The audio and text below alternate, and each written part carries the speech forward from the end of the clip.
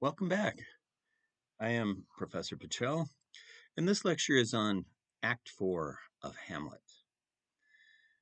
Act 4 is a long act, it's a transitional act. This lecture will cover scenes 1 through 4 on Act 4. So I'm going to go through them one by one, and I'm going to point some things out along the way concerning corruption and plague imagery and the spreading of corruption and plague imagery. One of the things that is of note to us with our current theme of the spreading of corruption or the spreading of disease, whether disease is mental, social, or actually physical, is who is the vector?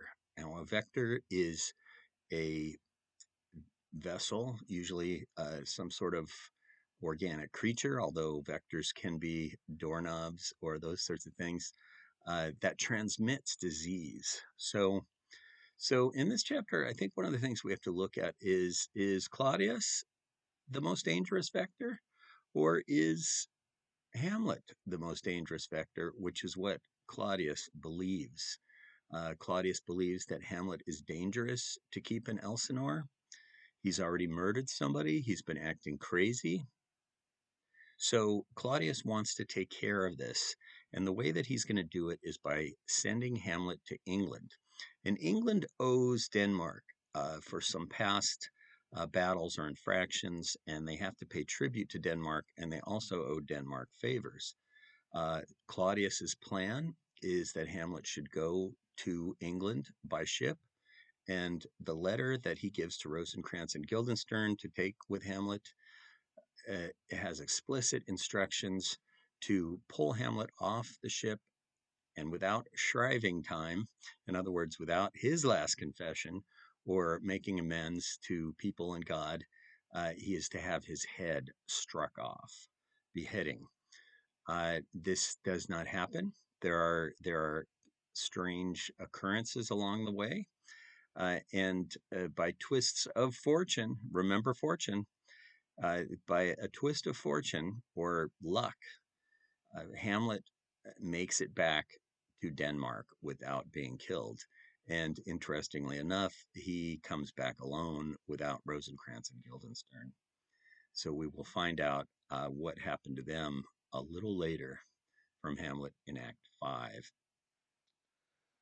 The Act 4 starts off with the king and queen and Rosencrantz and Guildenstern. News of the death has reached the king, the death of Polonius.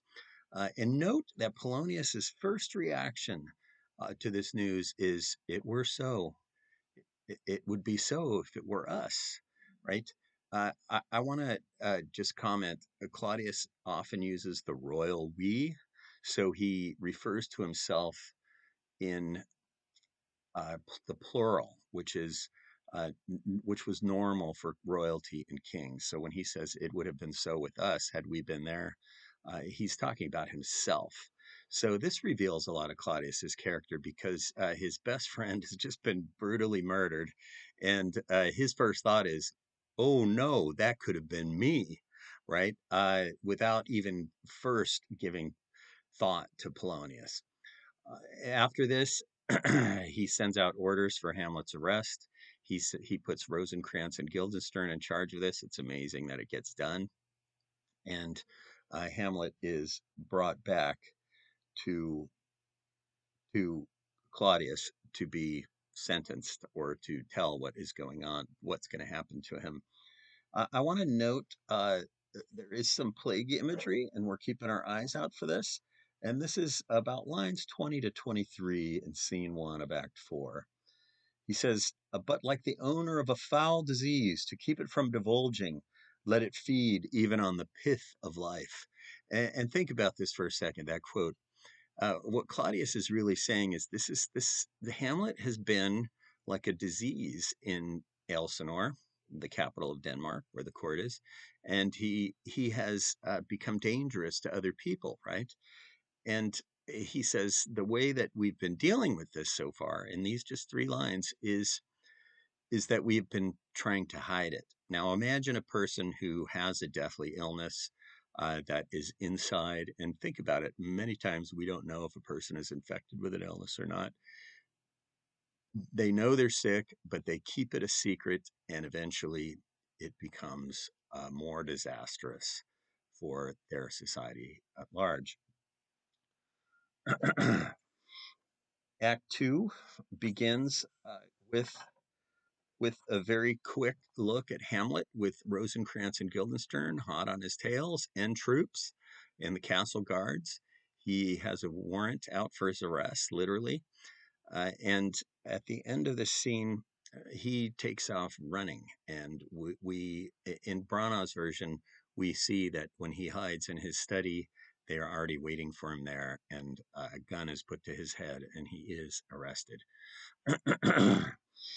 In scene three, we get the confrontation between Hamlet and Claudius. Hamlet is rude. He is sarcastic.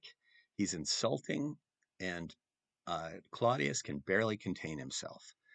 He has made the plan. He's written the letter. Hamlet's going to England, but Hamlet gets in a few last digs before um, he is sent away to England.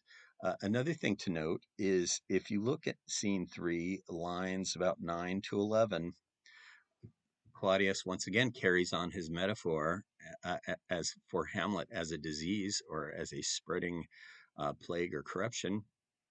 And he drops a great line, and I hope you don't miss. Claudius is sort of long-winded and uh, very rhetorical and those sorts of things. But some of the best lines in the play come from Claudius, and I'll try to point that out as we go along. And the first of those lines is that in scene three, carrying on his disease metaphor, is disease's desperate groan by desperate appliance are relieved. And the sentiment of that is sort of like, if you have a really gnarly disease, you're going to have a treatment that is going to be traumatic, that's going to be hard on the body to get rid of it. And so Claudius is applying this to the fact that Hamlet is the desperate disease, and the desperate appliance that Claudius is going to use to get rid of this disease is having England kill Hamlet. There also in this scene there is Hamlet's description of when he is asked where Polonius's body is. He gives the explanation that he's at supper, but he's not at supper with other people, and he's not at supper where he's having supper. He's at supper where he is supper, because Polonius is dead, as we know. Hamlet has hidden the body, and Hamlet says, he's at dinner. The worms are eating him, right? And then he makes a very interesting speech. Don't miss it, about how humans raise animals to fat themselves, as he says, to eat. But we raise all other animals to eat for ourselves when we are ultimately going to become dinner for worms. And this is another thing about plagues, and we've seen this with pandemics and plagues, is that a plague or a serious medical pandemic uh, is an equalizing force to lower class citizens, rich people, royalty, clergy, all these things. The plague doesn't care if you have a lot of money or if you're a king, right? Corruption does not care if you're a peasant or if you're a professor at a university or something like that. Everyone is equal in these circumstances. And Hamlet's description of a king dying and being eaten by worms, and then the worm is is used to catch a fish, right? And then we eat the fish. And he says that's how a king goes through the guts of a beggar. What I want you to remember out of that is that equalizing force that pandemics and plagues have on social classes. In Further on in scene three, we do get a little bit more at the end of scene three. We get another line from the king, Claudius. He is absolutely desperate.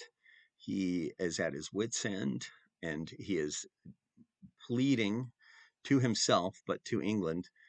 England's not here, right? They're thousands, hundreds of miles away. He is pleading to do it, England, right? And this is kill Hamlet. Don't let me down. And he uses some disease imagery again in lines about 62 to 64. He says, "Do it, England, for like the hectic in my blood he rages, and thou must cure me." Okay, so once again, disease imagery and a hectic. I mean, we use that term now saying, God, it was hectic in there. But the original meaning of hectic was fever, was sickness, particularly sickness with a violent fever. So a Hamlet has become a fever to Claudius, and he wants that desperate appliance to cure his desperate disease. Act 4 is very busy. Lots happens in Act 4. Uh, Hamlet is dragged off to England, and en route, he meets the troops of Prince Fortinbras. And so this is in scene 4, Act 4. And this is one of those rare and interesting glimpses that we get of Fortinbras in this play. He's a major character in a lot of ways. He's a major part of the plot and the action, but we don't get to see him a whole lot. We hear about him, and here we see Fortinbras, and he is up to his usual strategy. He is sending a messenger to Claudius to say that he just wants to march his troops across his land. He's going to go fight Poland. And once again, this is all part of Fortinbras's plan, right?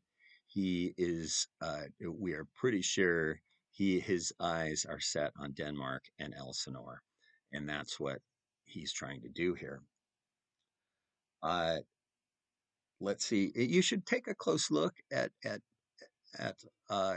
Fortinbras in this scene in the Brana version, and try to get a feel for his character. What does just this brief scene with him reveal about Fortinbras? That's a good question to consider here. Uh, after seeing Fortinbras and his troops ready to go into battle, Hamlet says, he's about to witness the imminent death of 20,000 men.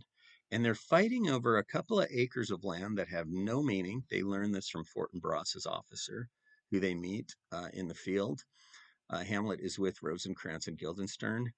And the officer tells Hamlet that this piece of land isn't worth anything. It's not even, it's not, you can't even farm it. And Hamlet later comments that it's not even going to be enough land to bury the people who die in this battle. But there's something about seeing all these men ready to go to their deaths for a couple of acres of dirt, and that Fortinbras is willing to spend everything in a matter of honor. He wants to teach the Polish a lesson about the new state of Norway. It has an effect on Hamlet of motivation. And you got to remember that Hamlet and Fortinbras are parallels.